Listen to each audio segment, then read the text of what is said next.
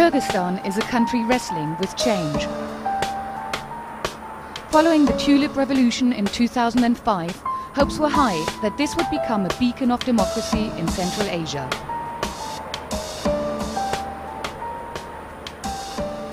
But violent crime is escalating. A series of high-profile murders have shaken the sports world. I've come to find out why 3 contenders for the position of Kyrgyz Olympic Committee chairman have been killed. Kyrgyzstan's most famous wrestler, Ratbak Sanabayev, was gunned down in January 2006 after he announced his interest in the committee position. I met his former trainer and brother, Baykit. How do I feel? It's very difficult for me. Coming here, I can see wrestlers fighting. Wherever I look, I can really feel my brother.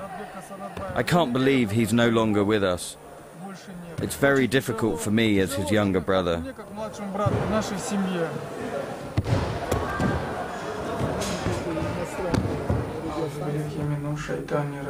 Back at their flat, it was clear that this was a family still in grief. They were trying to understand why someone would murder him. Если у вас Дэвид Бекхэм в Англии. The David Beckham of Kyrgyzstan. Футбол. Yeah. Футбол. Ratbak Sanabayev, hero Kyrgyzstan. Yeah. David Beckham. Do any of the newspapers that you have here, do they have any theories about why he was killed? 70 or 80% of the media articles link his murder to his candidacy for the National Olympic Committee job. Ratbak was killed only weeks after he declared his interest in the post of Olympic Committee chairman for Kyrgyzstan. In this sports-mad country, the post carries a lot of status. It's attractive because the candidate becomes a public figure. He can travel wherever he wants. When it comes to money, the wage is $800 a month. Bucket showed me the local shop where his brother was killed.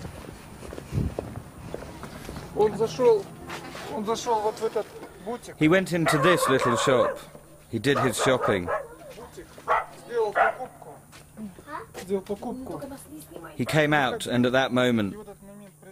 Here, look. Look, you can still see it. Oh, so that's the actual bullet hole. Oh, you can see, that's where the bullet came through. But this was not the first killing. The previous chairman, Bayaman Erkenbayev, was also murdered. A member of the Kyrgyz parliament, he was gunned down outside his home in September 2005. I decided to fly to the south, where his widow, Cholpon Sultanbekova, was standing for election in his vacant seat. I wanted to meet her. Situated on the Uzbek border, the Fergana Valley is known for opium production and drug running.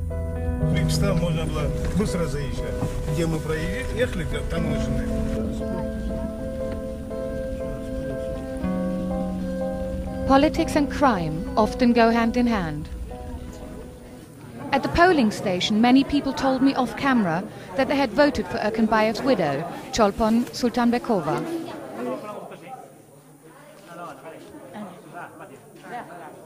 Down the road from the polling station, right on the Uzbek border, is Sultanbekova's campaign office.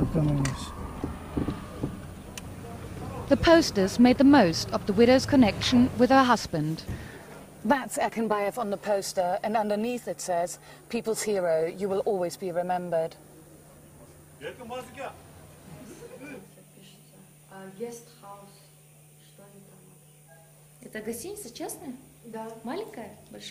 What sort of man was your husband? He had an iron will. He was a patriot. He was very good sportsman. He was a good father and a husband. Erkenbayev was also a wrestler and sponsored a gym in Osh. His widow told me that sport played a vital role in his political career. A sportsman who becomes a politician is seen as a man of the people. Sport made him a good businessman and a good politician. I went to the sports center sponsored by Erkenbayev in Osh. Here, he's revered as a hero. Erkenbayev wasn't just using this gym to win over voters. He was investing in future muscle. He was our idol. He was a sportsman and a champion. We would like to be like him. Osh abounded with rumors that Erkenbayev was the godfather of the city, the biggest local racketeer. It's said he was killed because of national ambitions. In Kyrgyzstan, politics and sport are useful tools to run a criminal empire. 3 local elections were taking place in Kyrgyzstan on the same day. As soon as I got back to Bishkek, there was important news about one of the other elections. A notorious racketeer, Rizbek Akmatbayev, had received the overwhelming support of his local electorate. A former sportsman, Rizbek had also tried and failed to become chairman of the Olympic Committee. Now, the Kyrgyz Electoral Committee was refusing to grant him victory in the local elections. It was trying to make a stand against him. The chairman of the Electoral Committee has actually called for Akmatbayev to be prevented from taking the seat as an MP because he's under investigation for a triple murder. He's just told the journalist that he's received death threats in response to this announcement.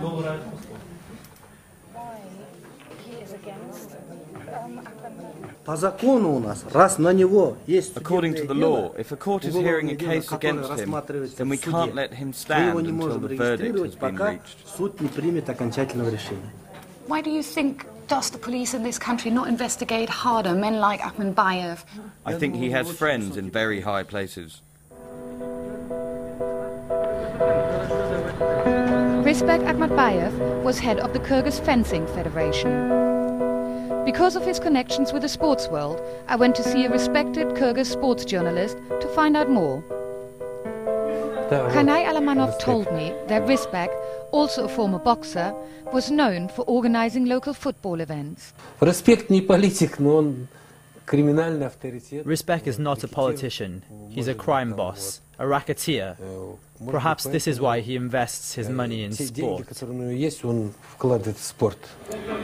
Kanay told me about another death that we had previously not known about. There have been 3 deaths connected to the elections for the National Olympic Committee. During a meeting of the National Olympic Committee, a man had died of a heart attack. He had opposed the list of possible candidates for the job of chairman. Kanay was eager to point out that Rizbek had no connections to this death or the 2 murders. When I met Rizbek, I found him to be very educated and cultured. He didn't interrupt, he listened to me, then spoke and I answered him. I was left with a very good impression of him.